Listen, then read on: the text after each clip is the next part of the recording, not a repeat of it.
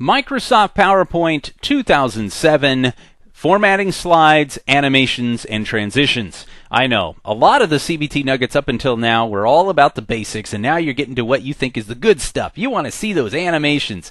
By the end of this CBT nugget, if you've always wondered how your friends and coworkers made their slides look so cool, you're going to know. There are two things that we're going to look at in this CBT nugget. Animations, which deal with things that are on a slide. And then transitions. What happens between the slides? In other words, does it fade in? Does it fade out? Does it spin around? What do you want to do with it?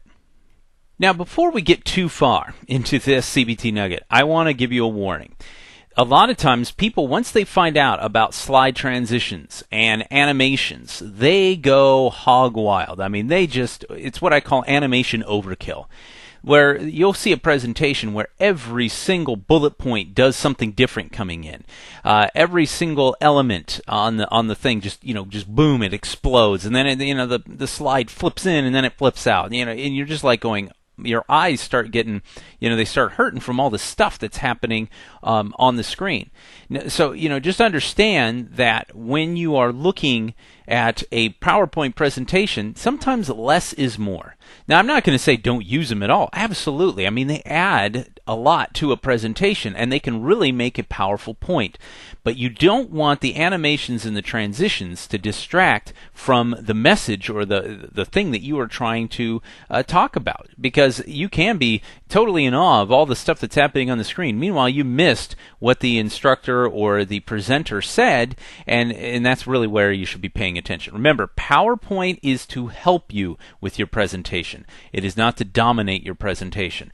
That's just the way it is. It always will be, because people will either ignore you and look at everything on the screen, or if it's just so boring, they won't listen to you anyway. So that's why it's important to do real good. Okay, I'll put my soapbox away here, and let's take a look at what we can do. Now, remember what I said. Two things that we can do. We can do animations, which are things that happen on the screen, and then we can do transitions, which is things that happen between your slides. So from one slide to the next, you can do a transition. Where's all this? I wonder. Yep, over here on our animations. So if you click on animations, you can see that we have the custom animations, we have the transition schemes. So these are the two things. Let's start off with the animations themselves. Now, what you can do is you can select certain elements on the screen, and then you can use the pre-built-in animations that are there, or you can create a custom animation. Now, under the pre-built-in, you're going to get some standard animations, and we got some good ones. You can do no animation. You can do fade in, where it'll fade in, and notice we've got the auto preview on, so you can see how that works. You can wipe it in. You can fly it in, so you can bounce in there, or you can do what we call a custom animation, which we'll show you right there. Now notice, when I did the fade in, only the element that I've selected is going to do the custom animation. So if I select off of here, notice I've only selected the title. If I hit Control and I pick, both elements here, and or you can just take it and highlight both elements right here. Now, if I use the fade, watch, both elements are going to fade in. So you can pick and choose which elements you want to apply these animations on, the wipes, the fly-ins, whatever it is that you want to be able to do. So that's a kind of a good example of just how that might work on this page. But let's go on down and let's pick something that a lot of times people will use them on is things where you have pictures. Now, we've already seen that you have sounds and things, and we've embedded the sounds. Believe it or not, you can actually add sounds as you transition between your slides, which we'll see in a minute. So now I've got elements on here that I can choose. I can choose the pictures and choose an animation, but here's the custom animation. So let's say I've got this little thought bubble here with Antonio Stradivari, and let's say I want to do something with the thought bubble. So I go ahead and select on it, and then I come over here to custom animation. Now, when I click on custom animation, it opens up the task pane over here that allows me to do stuff to my particular slide. In this case, you'll notice that I already have the two sound elements placed into effect. And you can see they're right here. And it shows you, look at that. It says on click, if you click on it, it will play. Now what I want to do is right now, there is no effect on my little thought bubble. I can go ahead and say, well, I want to add maybe an entrance. Or maybe I want something that does an emphasis. For example, I can go in and say, ooh, I would like to see what happens if it grows and shrinks. Ooh, that's pretty cool. The cloud just kind of goes whoop. And if, by the way, if you miss it, notice I have the auto preview on here. If I missed it and I want to see it again, you just simply click play, and it will then show you that particular element. Now notice it says it has the down arrow. When you click on the down arrow, here's where you make some of the choices. Do you want it to start on the click? Do you want it to start with the previous? Do you want to start it after the previous animation? The effect options themselves, timing, you can do timing, and you can even show an advanced timeline. The advanced timeline literally shows you all the different elements down here, and you can see it in seconds, and you can zoom in to 1 second or 2 second, and you can see it up here. You know, so it's really neat. So that way when you hit play, watch this. It shows you the timeline of how these things happen. So that's some pretty cool stuff. So if you choose that, you can click the effect options. Remember, with the effect, you can do a smooth start, auto reverse, where it'll start. How big do you want it to grow? Well, you know, I want it smaller. You know, a little smaller. I only want it to grow 50%. You can do auto reverse, smooth out the start or the end. You can add sound to a particular custom animation. So if I wanted to, when it grew, I could use maybe a sound here, and you can choose these sounds that are in your sound folders in your Microsoft Office. So if you want to set up your own. Now I'll go ahead and say I'm going to add a drum roll, and then if you want to hear it, you just click on this, and it will then play it back. Now you can't hear it right now because obviously I'm recording through my headphones, and you're not able to see that. And so you can set the the volume on it, and it'll play it or mute it. You can do some things like that. After the animation, do you don't dim it? Do you want to animate the text all at once? These are just options and enhancements you can do. You can set up the timing, which you can see here. They give you medium. Well, here on timing, you can set it up again with the speed, the delay before it starts. Do you want to rewind it so you can do it over again? The different triggers, part of a click sequence. Started on the click of something else. If I clicked over here on the clarinet and not that and made it go, so you have so many different options here in your custom animations. And what I'm going to suggest to you is, again, kind of like with backgrounds and colors and pictures, which we talked about in a previous CBT Nugget, play around with it. See what works. But again, remember that rule that I said. Don't just throw things in just to throw animations in. Instead, make sure that it makes sense and it's a part of your message. So you can just click those. Text animation, group the text as one object. You can then say, well, no, I want the paragraphs all at once. Do you want first, second level paragraphs so you can have things do different, particular custom animations? These are all things that you can do. So we'll go ahead, the effect. We did it 50%. We go OK. And now, I don't know if you heard it in the background, it went down to 50%. I wanted to make it a little smaller. So let me put my headphones up here close to the speaker, and we'll play it one more time, and hopefully you'll be able to hear the sound in the background. So there you go. And we watch that animation. So that is the first animation. Now, what if I want to add something to this particular thing? Now, notice that did it. Maybe I want it to fade in first. Well, what do you need to do? Well, you can go ahead and you can add another effect. In this case, we'll say an entrance, or you can do an exit or a motion path. We'll go ahead and say we want to do some more effects here. And I like the fade. You can do the faded zoom, or you can do, of course, I'm kind of in the way here so you can't see it. You can do a fade in where it fades in. You can do the faded zoom where it zooms up like that. So, or a faded swivel. That's kind of fun. We can do that.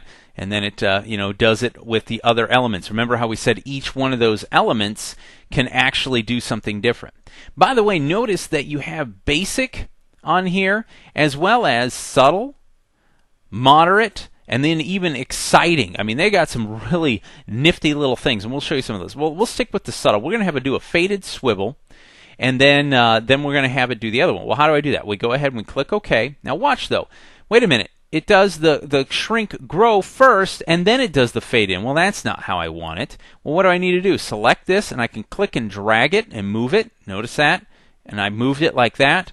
Or, I'll move it back here. I can use the reorder down here. I can move what was number 2 up to number 1. And now, when I hit play, you'll notice it comes in, it fades. It's going to run in and add the I Love Music, instruments. And then, it's running through, and notice on the timeline it tells you how long this is. And there goes the fade on the thing. So you can see how now you've added this, and it starts, again, on click. Now on this one, you can say, well, I want to do it with the previous, so it's doing it at the same time, or after the previous animation element. So you can choose when things start, when they stop, and exactly how you are going to activate that particular animation. So we can go ahead and do that. Now notice I did it right here. This is the preview. Now when you do a slideshow, what it'll do is it'll start the slideshow from this slide, and it'll open it up big on your screen, and you can see it in all of its full glory, like it would actually look on your screen. And we'll kind of show some of that when we get into the CBT nugget on setting up your show.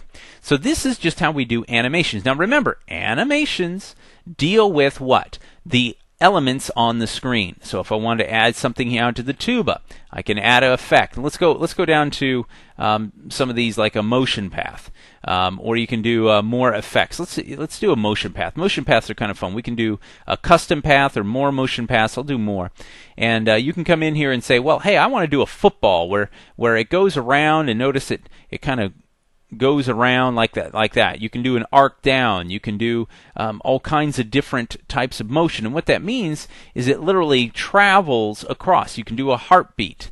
That's kind of funny. Looks like an EKG monitor, or you can do a funnel like a tornado. It just goes down the funnel. There's so many different animations. A lot more, by the way, than what you used to have in the previous versions of PowerPoint, like PowerPoint 2003. I mean, inverted squares, peanuts, vertical figure eights, and neutrons. I mean, some of these you didn't have. Swooshes where they swoosh around. And if you wanted to, remember on some of these motion paths, if I cancel out here and add the effect, motion path, you can draw a custom path. You can go ahead and draw whatever one you want. You can say, well, I want it to go here, then here, then here, then here, then here, and here, and here, here, all over the place. And then, of course, if you want to do different emphasis, I can do more effects.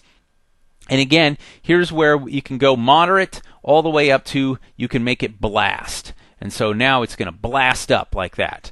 So, kind of fun. Or you can make it blink. That's something that kind of is annoying, and it, kind of distracts if you want to do bulb reveal, waves, flickers, teeters, where it kind of teeters back and forth. Now, these are different emphasis effects. Cancel this. You can also do entrance ones. You can do more effects here, and here's where you can do some of the, kind of fun, like do a pinwheel, where it'll just kind of pinwheel in like that. So again, remember, if you have all these different effects going on the screen, you can see how quickly that this screen could get really busy really quickly. So these are just the animations, and these are things, again, that are elements that happen on the screen. Now, what about moving between the slides? Because obviously this all happens while the slide is happening, but let's say I want to transition between slides. Well, let me go ahead and close my task pane here.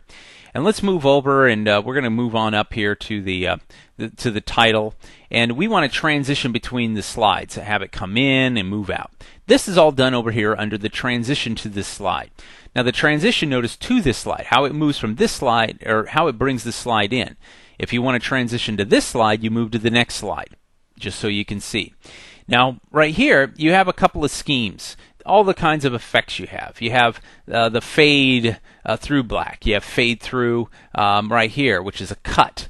And then you have the different types of cut through black instead of fading. You have fade, where it just fades in. You have checkerboard, or dissolve, like they like to say. And you have, different kind of pinwheels and things you can do. And you can kind of see it happening there in the background. So if you ever want to do that. Or if let's say I wanted to select that one and I want to preview it again, I just simply click preview and it'll show me here on the screen.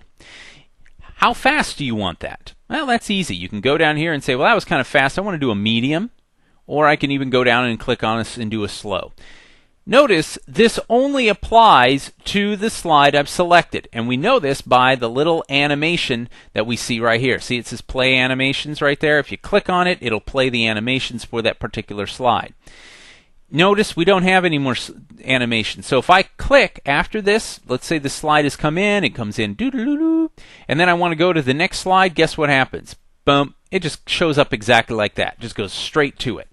So what we want to do is then, of course, apply, if you want that particular transition, which is on here right now. We have the animation. It's we want to add the one that's selected here is the pinwheel or wheel clockwise. Okay, so we have that on here. If I want to apply that to all of the slides, I just simply click Apply to All, and that'll be like it. Now, do you want to do that? Well, sometimes people say consistency is much better. I mean, it works much better for people, because then people can say, all right, it's the same. It fades in, it fades out, fades in, fades out, fades in, fades out. What I do not recommend is adding a different transition for every single slide. You do a pinwheel here, fade here, checkerboard here, dissolve here. That gets to be a little annoying after a while. But personally, some people like that. Okay, maybe if you're doing like a high school pep rally, where you're just doing all this stuff. Well, hey, you know what? Throw every single animation under the sun on the slide, and then make sure each transition is different. I mean, the high school will be like, wow, look at all that cool stuff that I get to do. So we can see that we can do that. We can also add a sound. If I want, I can go ahead and choose a slide. And right now in the background, you might be able to hear it. You can hear a coin, a click, a chime, maybe a bomb, some applause, and you can preview this. Yep. You can also loop it until the next sound. So if you had another sound, and when you click on other sound, it of course brings up the dialog box, and any type of sound files, MP3, Windows Media files, things like that, are able to be inserted here. What will happen is, let's say you have a little sound, a little clip, a little logo sound, do do do do do do do do, and you want that to kind of just keep playing for a little bit on the slide. Well, you can loop it. So it just keeps do do do do do do do do and plays again and again and again. So this is just an option if you want in the background. Of course, remember, sound is going to come out while you're talking over the presentation. Where does this become better? Well, maybe you want to do a slide where you're not talking and you haven't added narration, but you want just a sound to kind of play in the background. Well, you can add the sound here. We'll talk about that when we talk about narration and setting up your show for that. So that's in another CBT Nugget. Notice that, again, you can advance the slide on mouse click, which a lot of people like. You can control, but sometimes you might be in a realm where you might say, you know what, I've only got 30 minutes for my presentation. I need my slides to be about a minute and a half a piece to make sure I get it all done. I can set up the timing on here so that the slide advances after 30 seconds or after a minute. Or after a minute and 30 seconds. So I know that I'm on time. Now this, we'll talk about in good presentation skills in the CBT Nugget on that, is that means that the slides drive you. They're driving the presentation. You're just keeping up. Not too many people like that, because that means there's no time for any change in the presentation, no question and answer or anything like that. However, sometimes it's necessary, and you might want to have that kind of as a buffer for you. Or you can just say, no timings. Whenever I click, that's when it transitions to the next slide. So if I wanted to, I could say, well, then on to this next slide. There's no transition scheme right now. You can tell because there's no little star there. We'll go ahead and do a dissolve. So now we have the dissolve. And now when you go here, you preview, that's the pinwheel. Over here, if you preview it, it's going to show you the dissolve. And so now this will only happen on the mouse click. So if I'm here, to get this transition to fire off, I need to click on the slide. That's all that means. Very simple, very straightforward, and I know that you folks are going to have a great time practicing with these presentation skills and with these animations and transitions. But again, my warning, be careful how many of these you put on each one of your slides and the transitions that you use, because they can tend to be a distraction. But they're there, use them, and have some fun. You probably aren't even going to listen to this final little wrap-up because you're already on your way to start playing around with the animations and transitions. So, hey, have fun. But don't forget, animations are going to be those things that you use on objects that are contained on the slide and, movement there. And then transitions are movement between the slides. In other words, one slide going to another. One thing you do want to remember, and that's why you need to listen to all of the CBT Nugget, is that whenever you do a transition, the transition will happen first, and then the animations that are contained on the slide will then fire off. I hope this has been informative for you, and I'd like to thank you for viewing.